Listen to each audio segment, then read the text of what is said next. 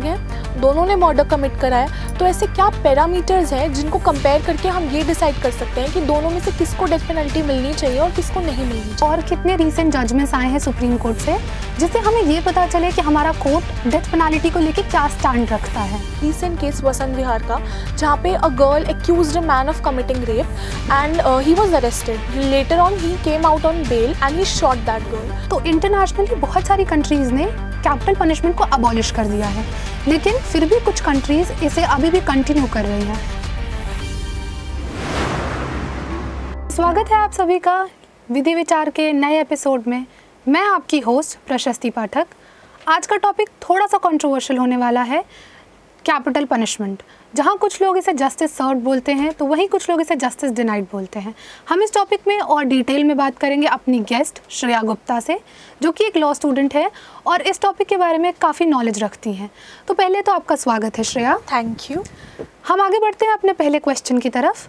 तो श्रेया, इंडिया का क्या स्टांस है कैपिटल पनिशमेंट को लेके, लेकिन आप उसके पहले हमारे व्यूअर्स को ये समझा दीजिए कि कैपिटल पनिशमेंट क्या होती है। जी बिल्कुल। कैपिटल पनिशमेंट को फेमसली डेथ पेनल्टी भी कहा जाता है। जब किसी हीनियस क्राइम को कमिट करने के लिए कोर्ट डेथ सेंटेंस देता है तो उसको हम कैपिटल पनिशमेंट कहते हैं। इसकी सिंपल सी डेफिनेशन है that capital punishment also refer to as death penalty is executing an accused who is sentenced to death by the court of law. रही बात इंडिया के स्टांस की, तो India still retains capital punishment but only in rarest of the rare cases, मतलब कि ऐसे cases जो कि एक्सेप्शनली हीनियस, ब्रूटल या ग्रेव ऑफेंसेस को इंक्लूड करते हैं। आपने अभी एक टर्म मेंशन किया, rarest of the rare doctrine. तो आप हमें समझा सकती हैं rarest of the rare doctrine क्या होता है और इसे हम अप्लाई कैसे करते हैं? Yes absolutely. Rarest of the rare एक ऐसा लीगल प्रिंसिपल या डॉक्ट्रीन है जो कि सुप्रीम कोर्ट ने इस ऑब्जेक्टिव के साथ ओरिजिनेट किया था कि कैपिटल पनिशमेंट रिस्ट्रिक्टेड रहे only towards the exceptional cases. ये डॉक्ट्रीन ओरिजिनेट हुई थी from the landmark judgment case Bachan Singh versus state of Punjab. Court के सामने हमेशा ये डायलेमा रहता था कि किन केसेस में, किन ऑफेंसेस में या ऐसी कौन सी सिचुएशंस है जिनमें हम डेथ पेनल्टी दे सकते हैं। फॉर एग्जाम्पल, दो लोग हैं, दोनों ने मर्डर कमिट करा है, तो ऐसे क्या पैरामीटर्स हैं जिनको कंपेयर करके हम ये डिसाइड कर सकते हैं कि दोनों में से किसको डेथ पेनल्टी मिलनी चाहिए और किसको नहीं मिलनी चाहिए। इसके लिए कोर्ट ने दो फैक्टर्स की बात की, aggregating facts and mitigating facts. तो aggregating factors are those factors which encourages the court of law to give death sentence, जैसे कि एक्यूज ने किस सिचुएशन में ऑफेंस कमिट किया, कैसे ऑफेंस कमिट किया और कितना ग्रेव ऑफेंस कमिट किया। Whereas mitigating factors are those factors which discourages the court of law to give the death sentence, जैसे mental state of the accused की एज कितनी है, उसका conduct before and after committing the offense, and most importantly the possibility to reform। तो इन सब चीज़ों को ध्यान में रखते हुए हम डिसाइड करते हैं कि कौन सा case rarest of the rare की कैटेगरी में फॉल करता है। ये तो बात हुई कैपिटल पनिशमेंट की। अगर हम स्टूडेंट लाइफ से कंपेयर करते हुए एक छोटे से एग्जांपल से समझे तो स्टूडेंट्स के लिए तो 75% अटेंडेंस मेंटेन करना भी अपने आप में एक rarest of the rare case ही है।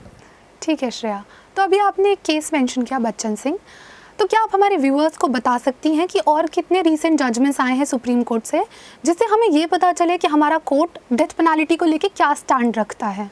जी बिल्कुल। एक केस है Manoj versus state of Madhya Pradesh, 2022 का ये केस है। इसमें supreme court has provided guidelines to all the trial courts कि it is mandatory to access the background of the accused before providing death sentence, and most importantly हमें ये देखना है कि क्या कोई पॉसिबिलिटी टू रिफॉर्म है। अगर हमें लगता है कि एक्यूज जैसे मेंटल स्टेट में है कि उसे सुधारा जा सकता है तो हम डेथ पेनल्टी की तरफ नहीं मूव करेंगे एंड उसका कोई और अल्टरनेटिव ट्राई करेंगे। देन एक केस है Ankur Pawar versus state of Maharashtra. ये एसिड अटैक का एक केस है। देखिए, इंडिया में एसिड अटैक के लिए एज सच डेथ पेनल्टी नहीं दी जाती है, लेकिन इस केस में दी गई थी। बट फिर ट्रायल कोर्ट ने डेथ पेनल्टी दी थी, लेकिन बॉम्बे हाई कोर्ट ने लेटर ऑन सेंटेंस रिड्यूस करके उसको लाइफ इम्प्रिजनमेंट का कर दिया था सेंटेंस, ये डिक्लेयर करते हुए कि ये rarest of the rare case नहीं है। देन एक केस आता है Machhi Singh versus state of Punjab. जिस तरीके से बच्चन सिंह केस में हमने एग्रीगेटिंग एंड मिटिगेटिंग फैक्टर्स पढ़े, तो मच्छी सिंह केस में उन्हीं फैक्टर्स को और अच्छे से एक्सप्लेन किया गया था और पूरी एक लिस्ट प्रोवाइड की गई थी। देन एक केस जो बहुत ज़्यादा लाइमलाइट में रहा है, RG Kar medical college case of Calcutta. तो कैलकटा हाई कोर्ट ने बोला कि ये केस एक rarest of the rare case नहीं है। तो उन्होंने इन्हीं पैरामीटर्स को मद्देनज़र रखते हुए ये फैसला लिया कि ये rarest of the rare case नहीं है। हमने देखा है हमारी सोसाइटी 2 पार्ट में डिवाइडेड है, एक जो इसे सपोर्ट करती हैं, दूसरी जो इसे अपोज करती हैं। तो श्रेया, आप हमारे दर्शकों को ये बताइए कि जो लोग इसे सपोर्ट करते हैं वो क्या आर्ग्यूमेंट्स रखते हैं, उनके क्या व्यू पॉइंट्स हैं जिसकी वजह से वो इन चीज़ों को सपोर्ट करते हैं। देखिए, जब कोई बहुत हीनियस क्राइम होता है तो कभी कभार डेथ पेनल्टी देना बहुत ज़रूरी हो जाता है। इसका सबसे बड़ा एग्जाम्पल है निर्भया केस। तो उसमें वो इतना ग्रेव ऑफेंस था, इतना घिनौना अपराध था कि उसमें डेथ पेनल्टी देना बहुत ज़रूरी था और दी भी गई थी। 4 convicted were hanged to death. तो इसमें काफ़ी सारे प्रिंसिपल्स अप्लाई होते हैं, जैसे रेट्रीब्यूशन को हम अगर सिंपल लैंग्वेज में समझना चाहें तो वो है एक I for an I principal. मतलब कि जितना सीवियर ऑफेंस होगा उतनी ही सीवियर उसकी पनिशमेंट भी दी जाएगी। देन आता है डेटरेंस का साफ शब्दों में मतलब है डर। मतलब लोगों में एक डर बिठाना कि अगर इतना ग्रेव ऑफेंस वो कमिट करेंगे तो बचने का कोई स्कोप नहीं है। देन आता है प्रिवेंशन ऑफ री ऑफेंडिंग। मतलब कि कुछ क्रिमिनल्स का ऐसा माइंडसेट होता है कि उसको आप रिफॉर्म नहीं कर सकते, तो अगर हम उन्हें छोड़ भी देते हैं तो वो इन फ्यूचर फिर क्राइम कमिट कर सकते हैं। इसका सबसे बड़ा एग्जाम्पल है एक रीसेंट केस वसंत विहार का, जहाँ पे a girl accused a man of committing rape and he was arrested. Later on he came out on bail and he shot that girl. तो ऐसे केसेस को हम मतलब इन फ्यूचर अवॉइड कर सकें, तो इसलिए बहुत ज़रूरी हो जाता है डेथ पेनल्टी देना। अब ये तो हो गई सपोर्टर्स की बात, लेकिन दूसरी सेक्शन हमारी सोसाइटी की इसे अपोज करती है। वो क्यों अपोज करती है, वो क्या आर्ग्यूमेंट्स रखती है, उनके व्यू पॉइंट्स क्या है, उनकी मेंटालिटी क्या है इसको अपोज करने के। जिस तरीके से हर सिक्के के 2 पहलू होते हैं, हर चीज़ के अपने प्रॉस भी होते हैं एंड कॉन्स भी होते हैं।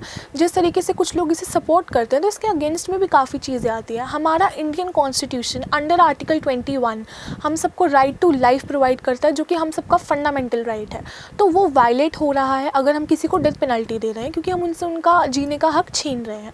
फिर आता है कि ये डिसीजन इरिवर्सिबल है। मतलब ऑब्वियसली अगर हम एक बार किसी को डेथ पेनल्टी दे देते हैं तो हम को रिवर्स नहीं कर सकते। ये और बड़ी प्रॉब्लम क्रिएट करता है in case of wrongful conviction. मतलब अगर किसी इनोसेंट को डेथ पेनल्टी दे दी जाए तो वो प्रॉब्लम हो जाती है। देन ये हमारे कॉन्स्टिट्यूशन के बेसिक प्रिंसिपल्स के अगेंस्ट भी है, क्योंकि ये बहुत ही ज़्यादा क्रूअल, इनह्यूमन और डिग्रेडिंग पनिशमेंट है। और सबसे बड़ी बात, हमारे पास इसके ऑल्टरनेटिव्स हैं, जैसे कि लाइफ इम्प्रिजनमेंट, सॉलिटरी कन्फाइनमेंट। तो हम डेथ पेनल्टी को as a last case scenario लेके ही चलते हैं। अभी हम ग्लोबल ट्रेंड्स देखें तो इंटरनेशनली बहुत सारी कंट्रीज़ ने कैपिटल पनिशमेंट को अबॉलिश कर दिया है, लेकिन फिर भी कुछ कंट्रीज़ इसे अभी भी कंटिन्यू कर रही हैं। तो श्रेया, आपको क्या लगता है क्यों कुछ कंट्रीज़ ने अबॉलिश कर दिया लेकिन क्यों कुछ कंट्रीज़ अभी भी इसे यूज़ कर रही हैं? देखिए, ग्लोबली बात की जाए तो अप्रॉक्सीमेटली 146 कंट्रीज़ ने कैपिटल पनिशमेंट को एबॉलिश कर दिया है, जिसमें से पोर्टुगल, नॉर्वे एंड डेनमार्क भी कंट्रीज़ हैं। हर कंट्री का अपना अपना टेक हो सकता है सिचुएशंस को हैंडल करने के लिए। In fact modes of giving death penalty तक अलग अलग होता है। इंडिया में हैंग किया जाता है, चाइना एंड नॉर्थ कोरिया में शूट किया जाता है, whereas lethal injections are used in USA। तो हर कंट्री का हो सकता है, किसी कंट्री का झुकाव ह्यूमन राइट्स की तरफ ज़्यादा हो तो वो कंट्री कैपिटल पनिशमेंट को अपोज करेगी। जो कंट्री जेन्युइनली बिलीव करती है कि ये रेट्रीब्यूशन और डेटरेंस इंश्योर करता है तो वो कंट्रीज़ इसको सपोर्ट भी करती है। फिर बहुत सारे अलग फैक्टर्स भी होते हैं, क्राइम रेट्स भी अलग अलग होता है हर कंट्री का। ऑल्सो इंटरनेशनल प्रेशर भी होता है। फॉर एग्जाम्पल, किसी कंट्री की UN के साथ कोई ट्रीटी है तो ये सब फैक्टर्स बहुत अफेक्ट करते हैं हर डिसीजन को। आगे बढ़ते हुए मैं आपसे पूछना चाहूँगी कि और क्या मॉडिफिकेशंस किया जा सकता है या क्या वे फॉरवर्ड है? जी बिल्कुल। देखिए, कैपिटल पनिशमेंट के पॉइंट ऑफ व्यू से हम देखें तो कोई मॉडिफिकेशन नहीं हो सकता है, but if there is any scope for modification तो it is in the laws related to capital punishment. मतलब कि हाँ, ऐसे लॉज बनाएं जिससे कैपिटल पनिशमेंट रिस्ट्रिक्ट हो only towards some exceptionally brutal या क्रूअल केसेस।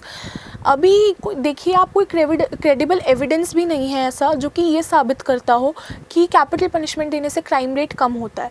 तो इसीलिए हम possibility to reform last time तक चेक करते हैं। अगर हमें 1% भी ये लगता है कि सुधारा जा सकता है एक्यूज्ड को, तो हम लाइफ इम्प्रिजनमेंट या सॉलिटरी कन्फाइनमेंट या और कोई ऑल्टरनेटिव तक देखते हैं एंड कैपिटल पनिशमेंट को अवॉइड करते हैं। इसको एज अ लास्ट ऑप्शन ही ट्रीट करेंगे। दोस्तों, तो ये था हमारा डिस्कशन कैपिटल पनिशमेंट पे। जहाँ एक तरफ बात होती है जस्टिस एंड डेटरेंस की, वहीं दूसरी तरफ है human rights and global trends. Debate अभी जिंदा है, सवाल सिंपल है, डेथ पेनाल्टी इंसाफ है या रेट्रीब्यूशन।